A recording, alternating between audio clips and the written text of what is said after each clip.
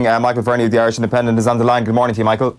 Owen, how are you? Not too bad at all, thanks. Let's get straight into this. Let's talk about Cork against Tipperary, probably game of the weekend, certainly when it comes to traditional rivalry. It's game of the weekend. I see Liam Sheedy this week was mentioning that some of the Tipperary fans tend to question the work ethic of this Tipperary side. Are we going to see a hungry Tipperary this summer, a Tipperary side ready to work? You'd like to think so, anyway. It's probably been maybe one thing, and it's a fair point, and it's a fair point for some of the fans to be questioning it, because Bonner Maher and Dan McCormack and a few more aside, you maybe would come away from some games thinking that some lads maybe haven't emptied themselves, and that's not to question their character or anything like that, but that's just maybe the impression that's given sometimes, and maybe that the effort isn't where it needs to be. You'd imagine to be absolutely hopping off the ground in the park on Sunday. It's a massive game. Whether they can get a win in the park is another story, but Liam will definitely be looking for a performance. I think in the provincial campaigns, if you can win your home games, you have a great chance of getting out. They'll be looking for a performance against Cork. I just think Cork's pace could cause Tip a lot of trouble. Tip aren't particularly blessed with pace all across the field, to be honest with you. And it's a really intriguing game. I would fancy Cork myself. But Tip do have a lot of questions to answer, so I'm expecting a big reaction for them after a very disappointing league. We've spoken a lot about Liam Sheedy over the course of the winter, and then as the league started, Eamon O'Shea was also brought back in to the backroom team alongside Sheedy. What's he brought to proceedings, Michael? Well, to be honest with you, Owen, from what I gather, his role hasn't been maybe as hands-on as the Tipperary press release there a couple of months ago that talked about his return would suggest. As far as I'm aware, it hasn't been as hands-on as that, and like Tommy Dunn is still the main coach, and I know that they've called Owen Kelly in now as free-taking coach as well, but I'm not 100% sure. I don't think Eamon O'Shea is at every session by all means. I think he's definitely there on match days and assisting Liam on match days, but I still think Tommy Dunn is the main coach and Liam is more assistant than anything else. It would be hard to know if Eamon is only kind of here and there when he can be. It's hard to see would he have a massive impact on their style of play. I know everybody lauded his coaching style in 2010. It kind of, I suppose, it unlocked Mark Corbett's, amazing goal scoring talent as well. But I don't think he's in inverted commas the main man, shall we say. He's more of an assistant role from what I gather. Right. Let's talk Cork. The search for an All-Ireland goes on, like for 14 years at this point without Liam McCarthy. That's their longest barren spell since 1903 to 1919. But I think that's a very one-dimensional look on things, Michael, because they weren't a million miles away last year. Oh, Jesus, they were very close last year. And I think people probably forget, like Cork were back-to-back Munster champions as well. Maybe a kind of a disappointing All-Ireland semi-final performance 2 years ago. But last year, they were 6 up with time nearly up. And, of course, Seamus Hannity had that great chance where Nicky Quaid produced one of the most unbelievable pieces of skill we've ever seen. So Cork are very close, and you have to take into account as well last year Alan Callaghan, who you'd have to say is one of the best forwards in the country, wasn't playing last year. He's back in full this year. Stephen McDonald, the 2017 captain, back involved as well. So that's 2 new players. I suppose the big question we had with them maybe last year was that the fact that they had to bring back on Seamus Hannity, the fact they had to bring on Daniel Carney because they didn't have the bodies on the line. There's 2 more fellas. Jack O'Connor's another young fella who's come in, a good forward, and a couple of more lads from last year's All-Ireland finalist under-21 team. So, I think John Myler probably, the league for him was all about unearthing players. I think he played the guts of 32, 33 players. So, he has definitely unearthed a couple. He needs 23 or 24. Limerick have shown that kind of template. And I do think they have a better squad this year.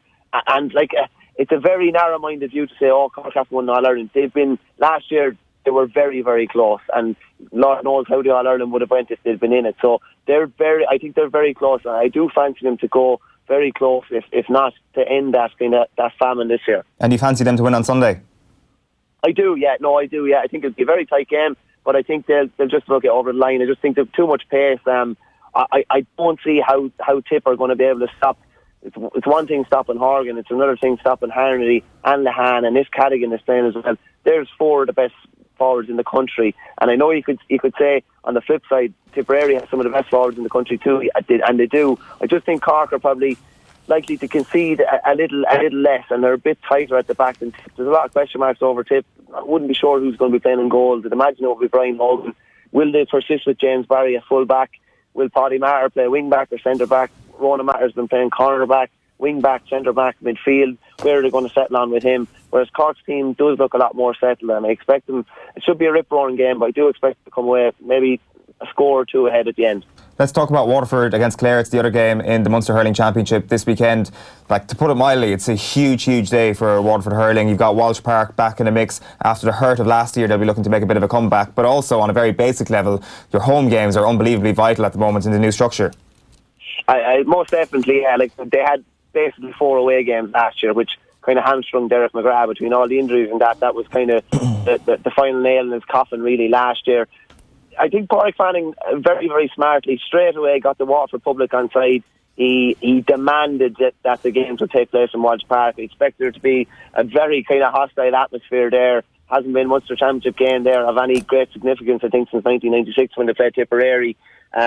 Waterford would have learned a lot from the league final and were tipping away very well throughout the league before a bit of a stumbling block in the league final against Limerick. But that can happen, especially against Limerick. That can happen to any team, to be honest.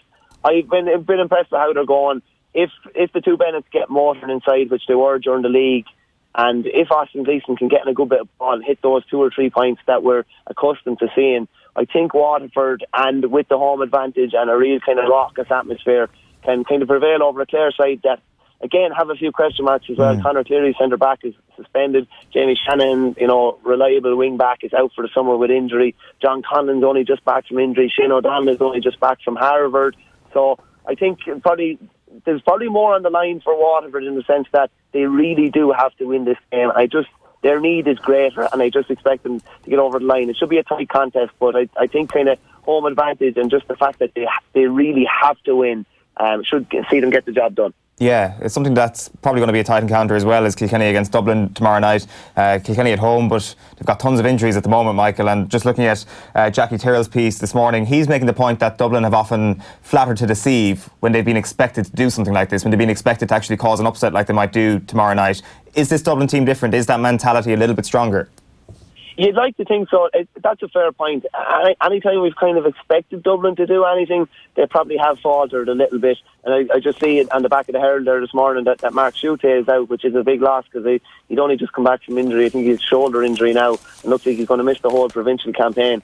But Dublin have serious strength in depth. Dublin have a very, very good back six. I know Keane O'Callaghan is out, but Owen O'Donnell, Chris Crummey, Shane Barrett, these sort of lads, Sean Moran, these are some of the best defenders in the country, and maybe that their attack is a bit maligned, but when you put down on paper, Eamon Dillon, Liam Rush, Danny Sutcliffe, Oisin O'Rourke, like, these are top class forwards.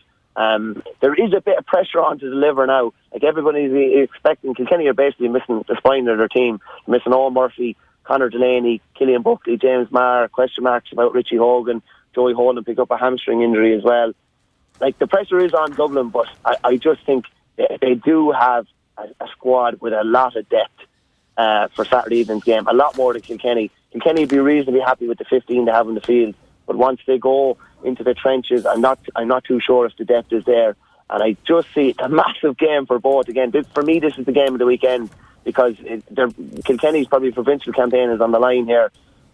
You couldn't write off Kilkenny, but I just think this is probably Dublin's time to deliver now.